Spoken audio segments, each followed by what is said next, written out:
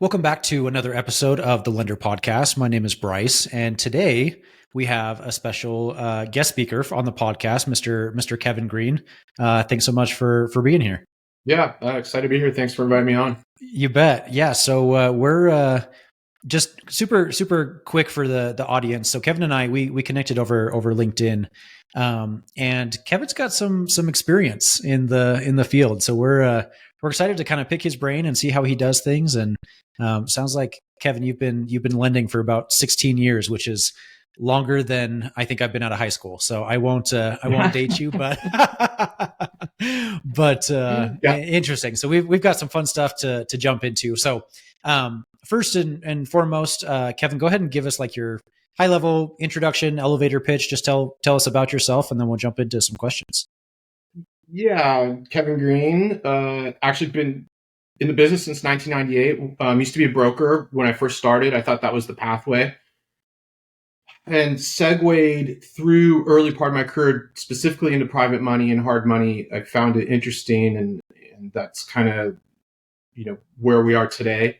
So 16 years, and specifically private money, hard money. Born and raised in California in Silicon Valley. Grew up in a real estate family. Been spoon fed this stuff since I was a kid, actually, for real estate. I mean, every single night at dinner, my mom's 84 years old, still selling real estate in Silicon Valley, which is you're insane, kidding, right? But wow. No, and loves it, and is a wealth of knowledge actually for the whole, the whole industry. I think she's just how she's done things. So, went to college, kind of ski bummed around a little bit, and then moved back to the Bay Area, San Francisco, and then that's where I really started my career in real estate. And and here we are. So that's the low level. That's the low level. Worked specifically for a private money lender in the Bay Area. I take that back. Started with a company in San Francisco that's specifically private money, but only in the city. Really, they're really good with San Francisco. 2010 hit, things got difficult, got out of the business a little bit, got back in, then started working for a company north of San Francisco, and was there for 11, 12 years, and then just kind of broke off onto our own as the market kind of changed. There's some internal things that weren't working for us, and so Matt Cordes, who's our founder, said, "Hey, we need to do this ourselves." I said, "I agree," and so here we are. Yeah, Riker Capital is our company. So. Wow. Okay. So, I mean, 2008 is a very interesting time to get into hard money. Tell me, and again, I won't tease you too much because I graduated in 2010. So Okay. I realize I'm new to the scene, but that has got to have been very interesting getting into lending, when the world was just falling apart around you. What was that like? Yeah, it was interesting. It was interesting because I was brokering, and I was like, I don't want to broker anymore. It wasn't challenging to me. There was no original thought process. You were a slave. You were a slave to institutional. They call it subprime. They call it A paper. Now it's non-QM. You are a slave to that matrix or that. What they want, right? So there was no creativity. So I was doing some hard money, and then I got the job offer and said, "Hey, do you want to come work for us?" And concurrently, the market was melting, but you didn't think the market was melting. Everything was fine, right? Everyone's like, Bear Stearns is fine. Lehman Brothers is fine. Nothing to panic about. And then the wheels fell off, right? Right. And yeah, it was difficult for sure. I don't think I would take that back though, because you have to go through those kind of speed bumps and challenges to learn, grow, learn about the industry, see what happened. And then when things started getting, kind of picking back up again, don't repeat those same mistakes, right? As either a lender, an investor, whomever it is within the industry, don't repeat those same mistakes. And so, it was difficult, but it was a good learning experience. And was it hard or did it suck? Yeah, it was hard, but you learn, you grow. I look back on it, I'm like, wow, I wish I bought more houses then, right? Right. Of course. Nobody knew, right? Nobody knew. So yeah, it was difficult, but a good learning experience, and it kind of helped form who, how I lend and how I think and how, we approach our investors and say, hey, we've seen this before. Matt, our founder as well, is like, we've seen it. We've been through it. There's a lot of people who've not been through it, because we're in a pretty good real estate cycle right now. And so we take those experiences and we can bring them to the table and go, I don't like this loan, or I don't think this is a good borrower, or this is too much risk. And we don't get caught up in it. So good. Okay. So knowing that and being through a down market and a down real estate cycle, are you guys doing anything, like specific or special in this day and age to maybe like insulate or pad your business just in case, or is it kind of like business as usual? Yeah, we do a lot of things actually. There's a lot when we look at a loan. We underwrite specifically worst case scenario, right? We're seeing a lot of this high leverage rehab loans, 85%, 90%. Things we don't play in that world. We think there's too much risk for our investors, and so there's certain segments of the market where we're like, we don't want anything to do with it right now. The high level rehab stuff, not what we do. Office, we're staying away from office unless it's a really good credit tenant, or I like medical office when it's full of doctors, but just normal office, very few transactions. So we, there's certain segments where, we're not so, I guess, cheery on. And the other thing that with our company, we don't get caught up with what other people are doing. We'll look at each loan case by case, its merits, I guess, dismerits, and we'll say, hey, this is a good transaction. And there's, things that go into underwriting, but we can look at our competitor. They're like, oh, well, so-and-so said they're going to do that deal. Like, let them do that deal because we don't want a problem. Right. Yeah. So I don't think there's ever a status quo in this business because it's constantly, it's like water. It's always moving. There's always something happening. And so we're very cautious on what we want to do because we are not in the business of owning properties and we are not in the business of fixing major problems, right? We don't want to do that. We want our investors to be happy. We want our borrowers to be happy. We want the brokers to be happy and smooth transactions. So kind of the short answer. No status quo for us. Okay. Yeah. Okay.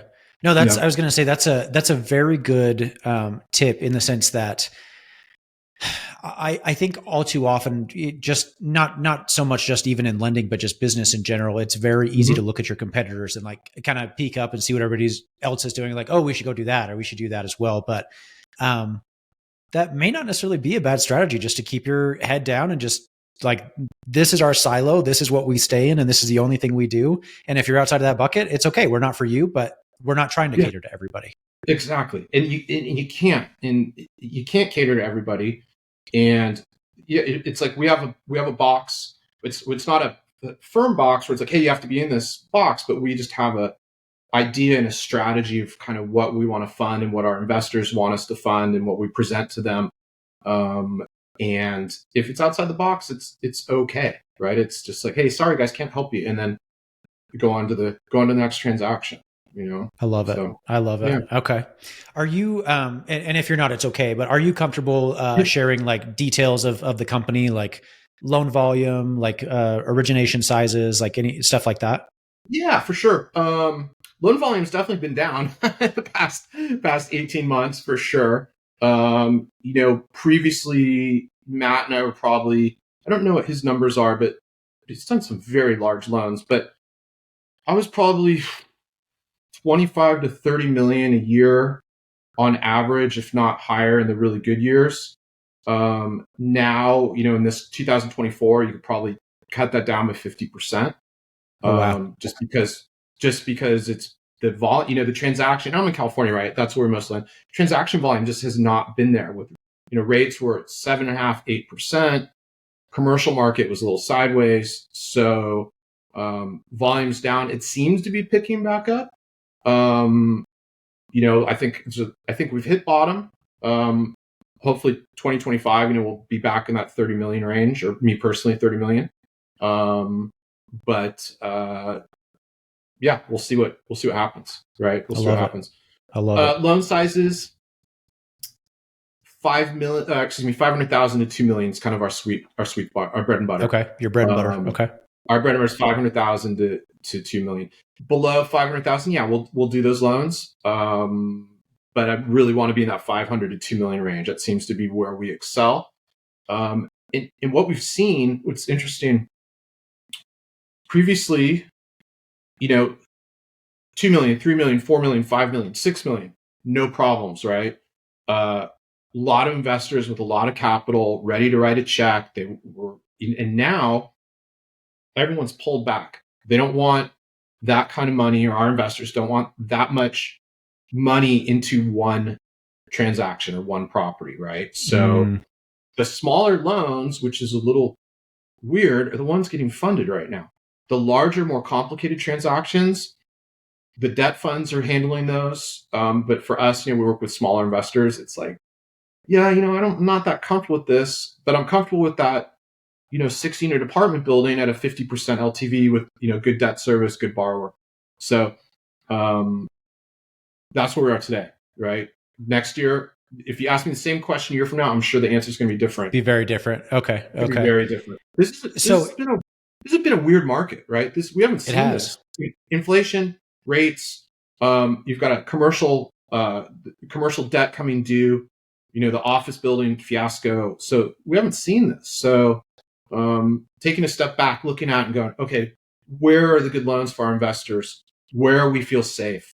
And then we'd look at 10 deals, might fund one, might be 20, might fund one. So it's been interesting for sure. Very unique. Very unique. Very I love unique it. market. Okay. Yeah. Very unique. Tell me, elaborate a little bit more on like your investor makeup. Like, so it sounds like you're doing kind of like a direct placement or like syndication type structure as opposed to a fund. Like, do you have 50 investors? Are these just like friends and family, small mom and pop stuff? Like what's your capital stack made out of?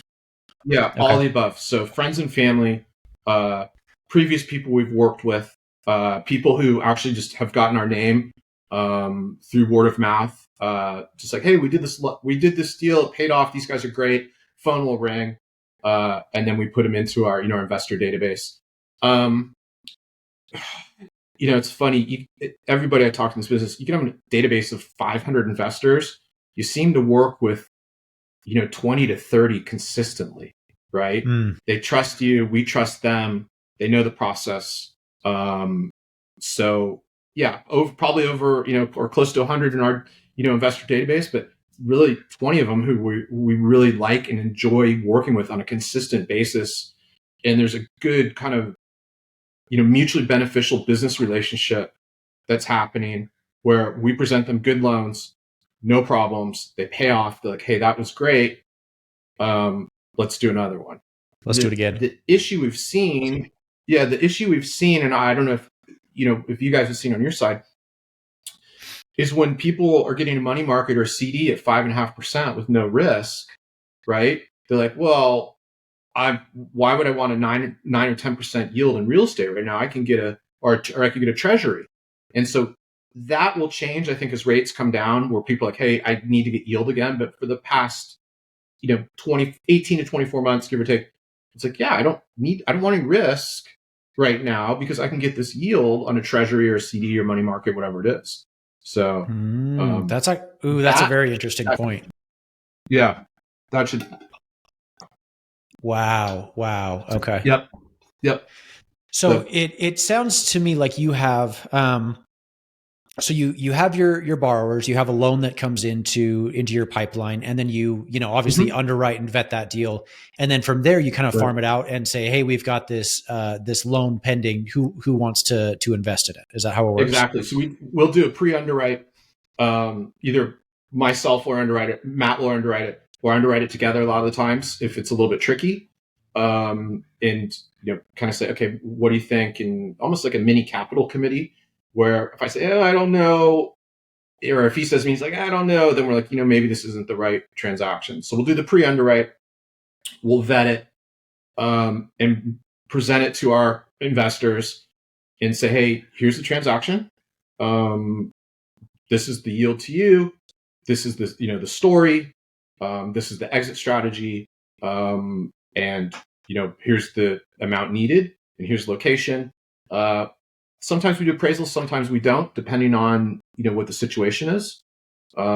It's wild the accuracy some of these AVM models can get us. But I mean, the technology is really good, especially if it's a purchase versus a refi. So we vet it, we put it out to our investor database. They commit, based on a percentage. Sometimes they want the whole thing, and that's usually how we work. You mentioned, it's interesting. We're going to do a fund, but we feel as this time right now is not the best time to go out and raise capital, just for the sense that interest rates are where they are, and again, people can get yield, low risk yield.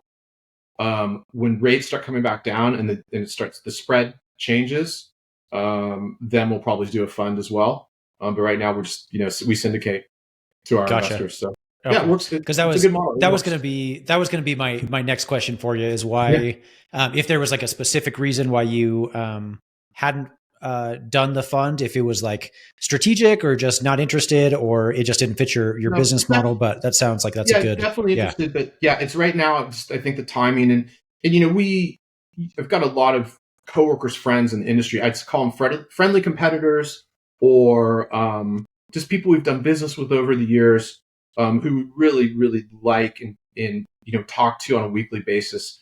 And a lot of them are saying, like, we are having a very difficult time raising capital right now.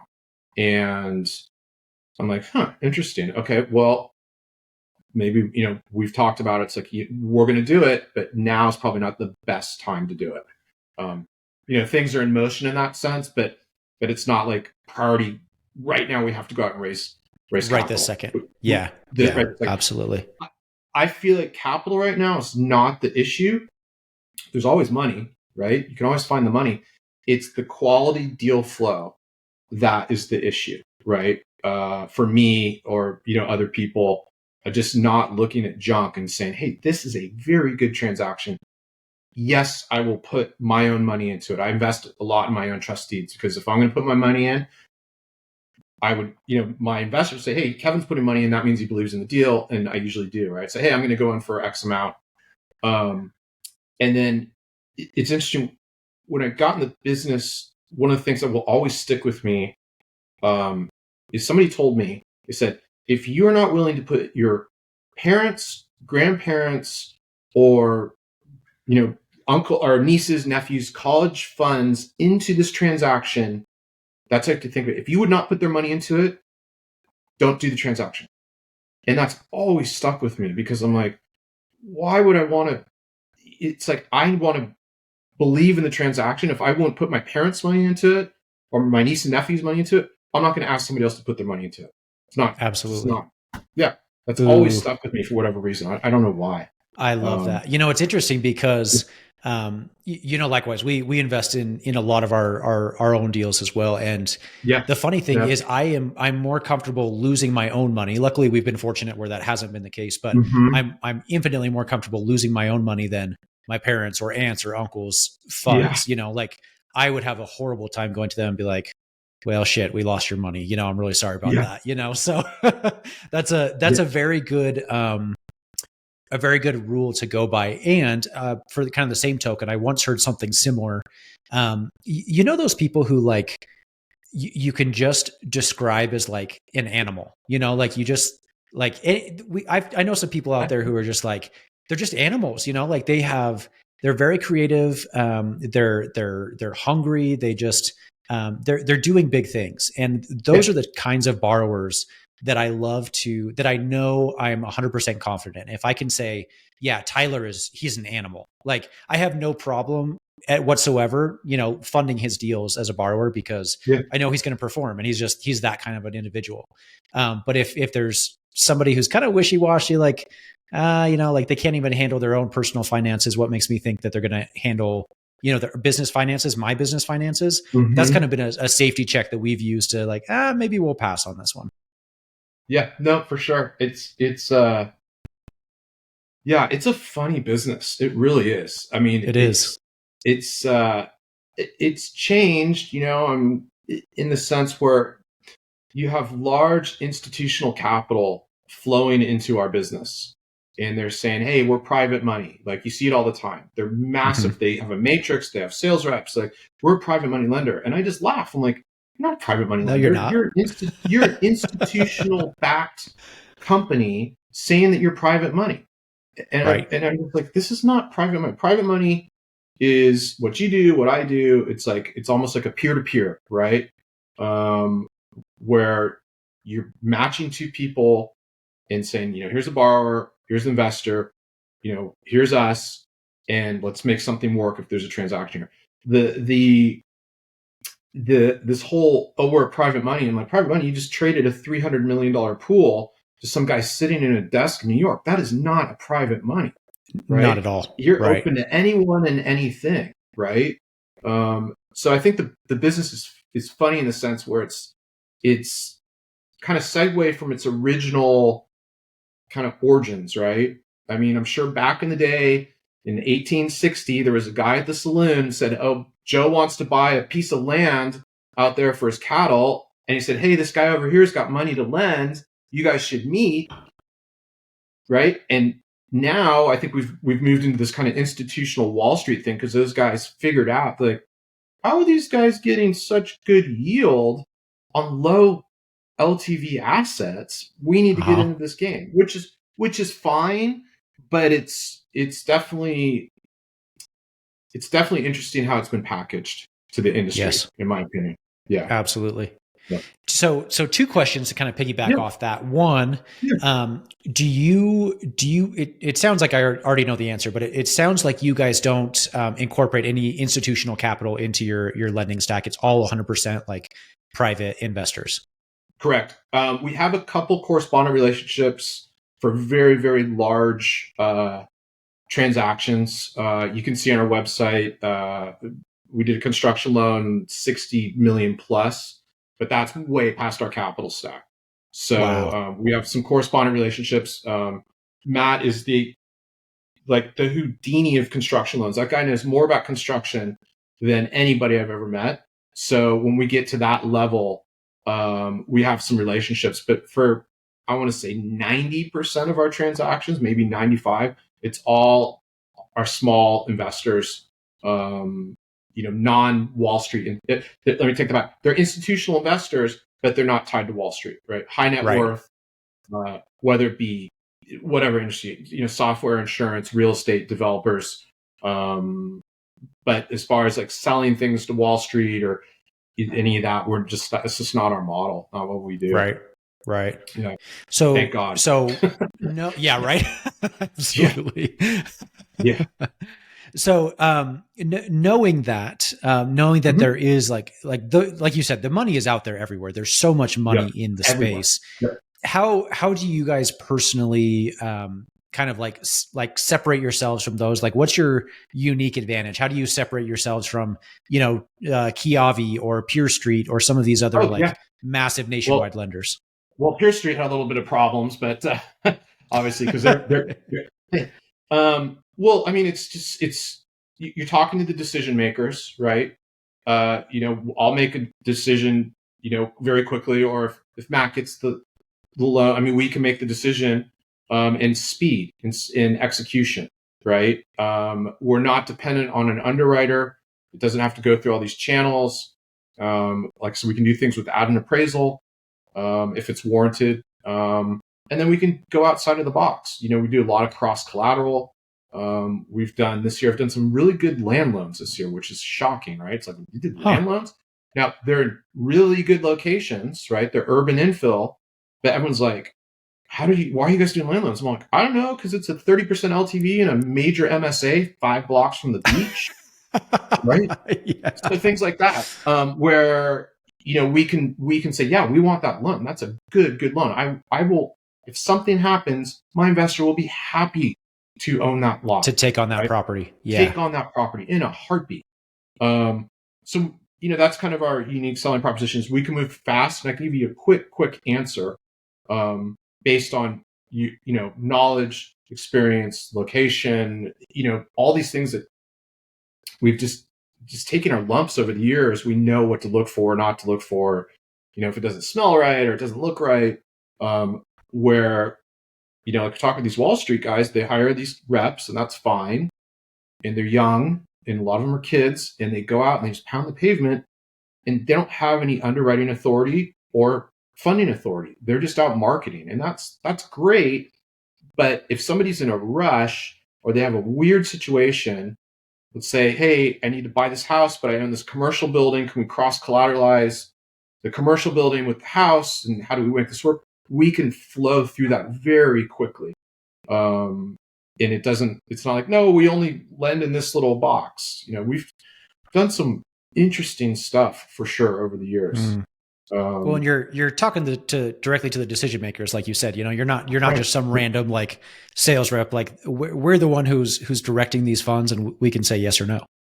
Exactly. We already know, just based on our experience, and then having these relationships with our investors, we know what they want, right? They say, hey, this is what we want, and this is what we're comfortable funding, and what can you just show it to us? So we already know before the deal hits.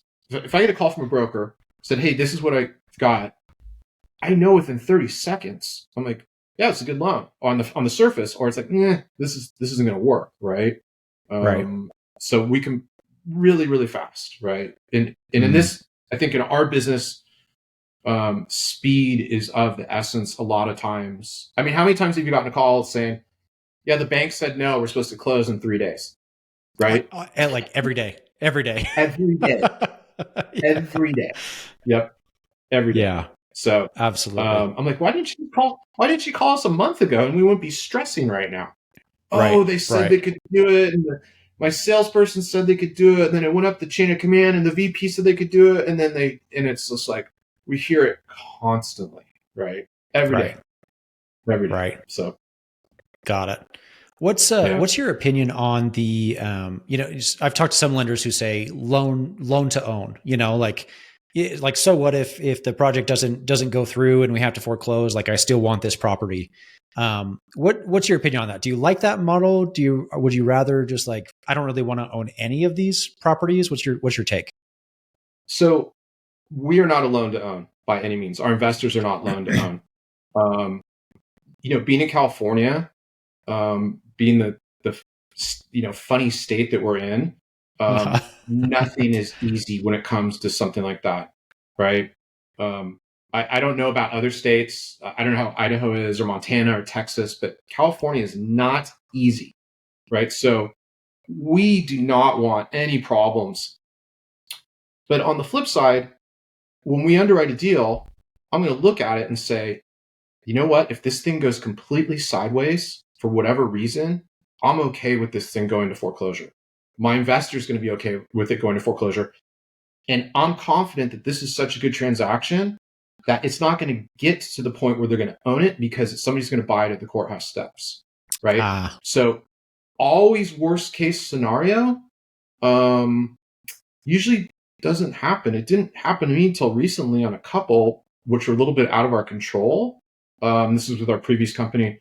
But I mean, it was a grind, right? It was a grind because the borrowers, when they realize they have equity, they will do whatever they can do to try and save that equity, even though they know they're in the wrong, right? There's always seems to be an attorney out there who will say, oh yeah, I'll take this case, right? Right. Knowing that it's not going to go anywhere, but it still costs everybody time and money and headache. And so we try to avoid all that. Absolutely. It's funny. I'm sure, as you know, nobody has a problem borrowing the money. It's paying it back where the problem seemed to start, right? Right? Imagine Never have anybody say, it's like, I don't want the money. Like once in a blue moon, right? But it's when it's like, hey, there's a maturity. What are you going to do? Yeah, I don't know. I have to figure it out. It's like, well, you got to figure out quick, right? Yeah, you better start working. Yeah. You better start working on it, right? You better start working on it. So. Wow. Do you guys do you run into the loan thing, or is it the same thing with in Idaho, or is it So we are lucky in the sense, and granted, we are rather new in the space, so we have not yet had any issues with foreclosures. Like our default rate right now is 0%. So that's great. um, Yeah. I'm I'm not so naive as to think that like it's not going to happen. I know it's a when, not if. I just it's just a nature of the business and one of the things that Yep. we have to handle. Yep. But I am curious what your experience with that was, because where we haven't had to go through that yet, I know it's going to happen. So any like recommendations or tips or anything that you would do differently, knowing what you know now? You know, on the ones that did go south, I'm trying to think. Like one of them was just, I mean, it was a nightmare. I mean, there was a fire at the property, and I mean, it's like there's nothing we could have done right on that one. Mm, And then, and I think a lot of the borrowers panic or they're in a corner. And I think, I mean, I don't know if any borrowers listen to this, but I think the one thing you could do with your private money lender, um, not so much of what I would have changed, but I would, you know, tell any borrower, even the broker who brings you the deal, if there's a problem, it goes a long, long way to pick up the phone, call me, call Matt, and say, hey, we've got an issue here. We need some help, right? Okay, what's the issue? And then we can work through it and we can get our investor involved and say, okay, how do you want to handle this? What do you want to do? We don't want to get into a situation where everyone's threatening each other. There's lawyers and this, that. That's not what we want. We want everyone to right. work together to come to a really amicable conclusion where everybody's happy and everyone gets paid. And then it's like, hey, thank you very much. And we part ways when the loan's paid off. So Right. I think that's the one thing is if the borrower just is open and honest and saying, hey, this is what happened, or when it happens, immediately let us know, right? Versus getting to the very end of the loan and go, oh, by the way, right? Right. Um, we just had one that seems to work. We're going to work through it, but the borrower was a construction project in San Francisco, beautiful home, and there was a stop work order that was issued on the property. We didn't know that until we've got to maturity, and it's like, hey, why is this thing so far behind? What happened? Well, we go into the public record, there's a stop work order, right? It's like, well, why didn't you tell us there's a stop work order? What happened? 3 months ago. Yeah. Yeah, 3 months ago, right? That would have gone a long way and we could have worked through this as soon as it happened, right? But, and we're working through it, it'll be fine. But again, it's like, wow, why didn't you just call us? Like, Right. we're not going to bite. Yeah. We're trying- It's interesting that you say that, because I think borrowers, they've got their tail between their legs and they're afraid to come to you and say like that something's not working. But the funny thing is, like, more often than not, like, we have been in those situations. Like so previously, before I was a lender, we did almost 100 fix and flips personally ourselves. wow. Okay. We have had issues with permits and stop construction orders and like all this other stuff that, like, Yeah. like, your lender is on your side. He's there to help you. Like, it's a win-win scenario. Like, if you're successful, you're profitable, the lender is profitable, the investors are That's right. profitable. Like, it's in everybody's best interest for this loan to perform. So That's right. yeah, it's just interesting that borrowers, the natural tendency is like, I'm just going to hide and pretend this thing goes away. But everybody knows it's not going to. It's so funny. Yeah, it is fun. Exactly. It's like, hey, this problem's it's like a snowball, right? It just will start rolling downhill. It gets worse And and worse. then, and it's interesting because we talked about like this high level, like ARV stuff, right? That some of these lenders are doing, 85%, 90%. And I see more problems with those loans. And I don't know how these companies are working, these big, big fix and flip companies, how they work through all these. But we see them, I probably see 2 a week right now, 2 a week. We're like, oh, it's 60% done and they won't give them any more draws. I'm like, red flag, what's going on, right? Right. And so I don't know how, I mean, they must have really good workout people because I see them all the time. I'm like, wow, this is scary, And one thing we don't do is we will not rearrange the deck chairs on the Titanic. And by that, I mean, we are not going to inherit somebody else's problem. We don't do, bail, like we'll look at maturity defaults. Things happen if the property's fine or whatever, we'll look at those. But, half completed construction or, non-pay or slow pay. And they're like, oh, the lender wants their money back. And, we never want to be the last one in. That's for sure. So we don't do a bunch of the bailout stuff. And it's a simple business, and those things are complicated, and we don't want any complications. Our investors don't want it. We don't want it, so. Yeah, it's a very simple business model as long as everything goes according to plan. And most of the time it does. 99% of the time it does, but there's still that edge case there. If you do your job and I do my job, right? If we do our jobs the way we're supposed to and underwrite correctly, 95, 97, 98% of the time there's no problems, right? Right. It's that 1%, and we don't want to deal with those. It's no thing. Try to mitigate that as much as possible. Yeah. Exactly. You can mitigate it pretty. I feel like we can mitigate it pretty well up front. There's always things that kind of happen, but we can underwrite it and go, yeah, this is a good loan. This is a good borrower. This makes sense. And just right off the bat, in 30 minutes, I'm like, yeah, this is good, or man, this isn't going to work. Not so much. Yeah. Not so much. Yeah. Not so much. So I wanted to switch gears here for a second and ask you, because you're actually the first lender that I've ever spoken to who lends in or lives in California and lends in California. Mm-hmm. Most of the time, people that we speak to are somewhere else in the States, but they don't want to touch California with a 10-foot pole. Right. Do you are you familiar with like the rules and the regulations and the different licensing and stuff? What makes lending in California so difficult? Yeah. Okay. I'll preempt this. I'm not an attorney. I'm not giving legal advice. Not legal advice. Yeah. Don't sue me, please. So California is a funny state, and we get a lot of calls from out of state guys who want to do business here. I'm like, okay, well, do you have a, NMLS or CFL or California DRE, whatever? And they're like, no, but it's a commercial loan. California, it doesn't matter, right? If you're trying to broker a loan into California, technically you were supposed to be licensed by the California Department of Real Estate. Nevada's a brick and mortars. Arizona's tough. I think the other really hard one is it's New York. New York is supposed to be a real bear on consumer stuff, not on commercial, I believe. California. So I hold a California broker's license.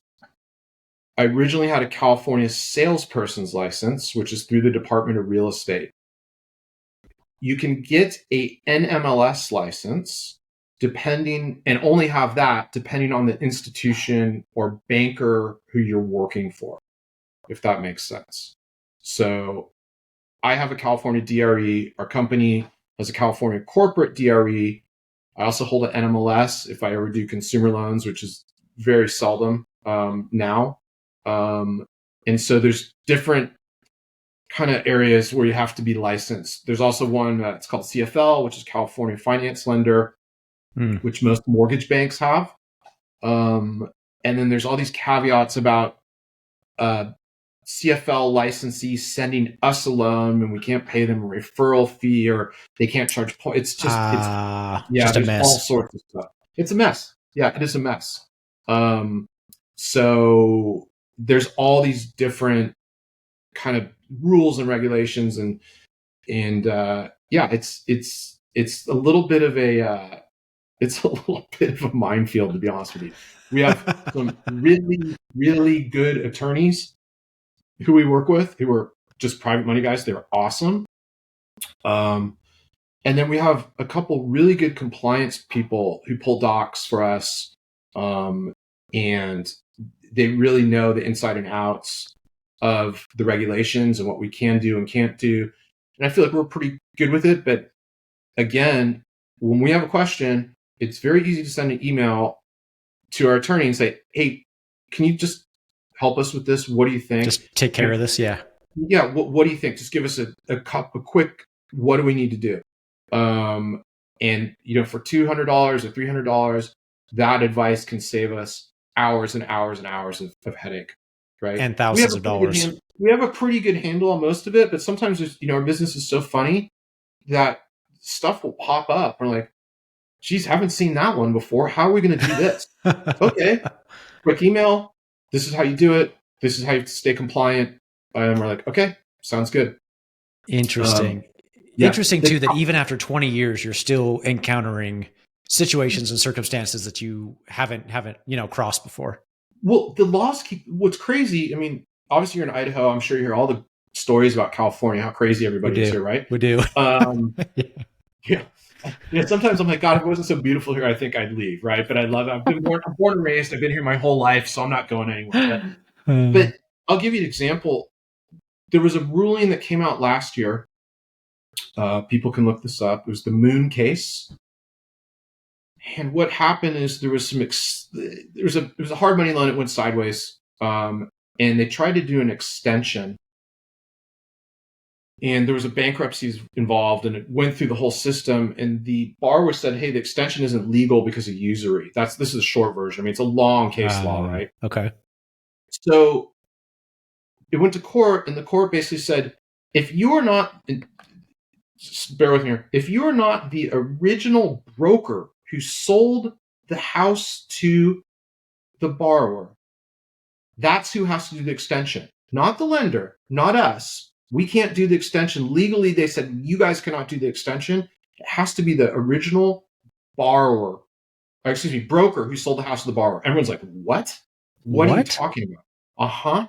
Yeah, it's the Moon case. You can look it up.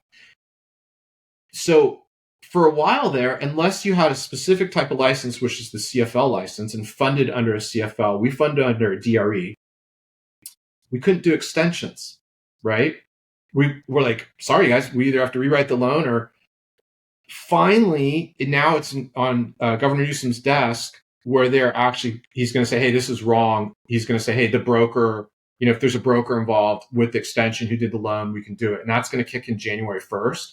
But for the past, I think it's been 14 or 15 months, extensions basically have been off the table, which is insanity, right? So, right. So we're getting the emails from, our council and following the industries, what we do. And we're like, this is wild, right? We can't do an extension on a loan, right? This is insane.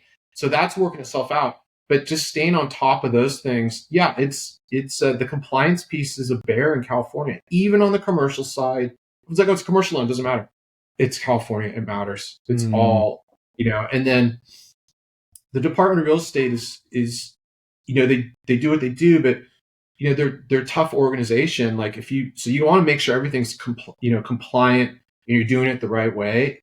And if you're not, and you go through an audit, it's no fun, right? It's no fun. So you have to stay on top of the compliance. You have to stay on top of what the new laws are, even though they're changing. I feel like weekly, literally in the state. It's wild. You have to stay on top of it. So, like I said, I feel like we're pretty good at it, but that's why we surround ourselves with people who are really good at it. And if there's ever a question, it's a phone call or email away. And we're always on the side of caution, not like, whatever, it's fine. No way, never, ever, ever. It's always like, we want to make sure that this thing is compliant 100%, right? Cross your 100%. T's and dot your I's, make sure it's 100%. Yep, rock 100%. Solid. Yeah, 100% solid. And then that way we know if anything does happen, worst case scenario, that we're covered, our investors covered, our brokers covered if they did everything right, that there's going to be no problems, right? I love it. I can't say it enough. We want to stay away from problems in this business, right? Yes. They come up, but they come up, they happen. But the more work we do before the loan is done or signed, the more work we do on that side, the easier it's going to be on the other side if something does go south. And knock on wood, hasn't really happened, here and there, but nothing major. But again, it's almost like, I don't know, it's like football, right? Like these guys practice all summer long and practice before that first snap, right? And then they're ready for whatever happens.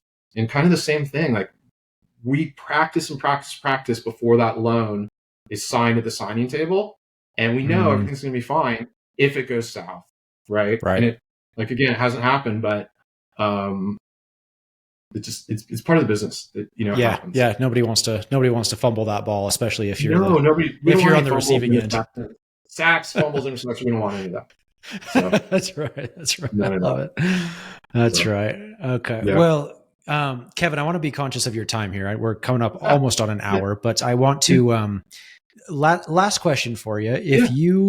If you could go back in time, knowing what you know now, starting over from scratch, what's the one tidbit, one piece of advice you would give to your former self, or even to me, myself as a new lender? What would you do differently? I actually probably, when I got into it, and it's not just for myself or for you, it's actually for the brokers out there and the borrowers, is know your numbers, right? Know the numbers. If it's a commercial building or a multifamily, know, and I had to learn this myself. I basically, was kind of under the tutelage of some people who really kind of helped me through this when I was just like, didn't really know anything, right? It's like, oh, it's rate and LTV. So I'd say back to my old self or to anybody, know the numbers. If it's a commercial building, what's the NOI, right? What's the rent roll look like? What's the lease rollover look like? For, fix and flip, what's the loan to cost, or construction? What's the loan to cost? What's the liquidity of the sponsor? What's the resume?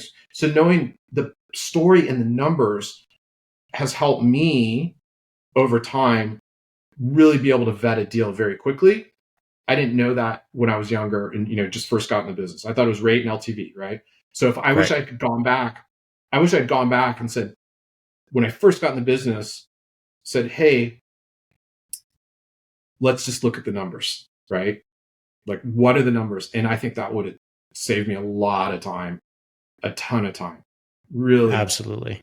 Really understanding numbers. And now it's pretty easy. But back when I first started, I'm like, what's that mean? Or what's that? Like, right. Real estate license. I had no idea about anything, right? It's fresh out of college. Had been skiing for a couple years. In real estate, there's so many different like acronyms and vernacular, and just it's its own language, and you really do have to be well versed in it. Yeah, exactly. And I think the other thing too, to kind of segue on that, it's like I work with some really good residential people, and I work with some really good commercial people. I work with very few who are good at both, right?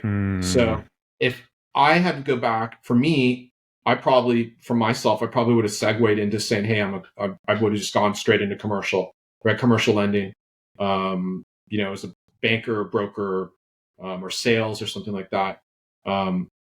So my original self, I probably would have said, hey, I'm going to go in this direction, be really good at it. But I've never found just a couple guys who can do both. I've found, but for the majority, it's like really good at commercial, really good at residential, not really good in the middle. So I wish I myself had segued probably into the commercial really hard, because my learning curve would have been a lot easier than what it was, getting my butt kicked for years on end, right? Years on end.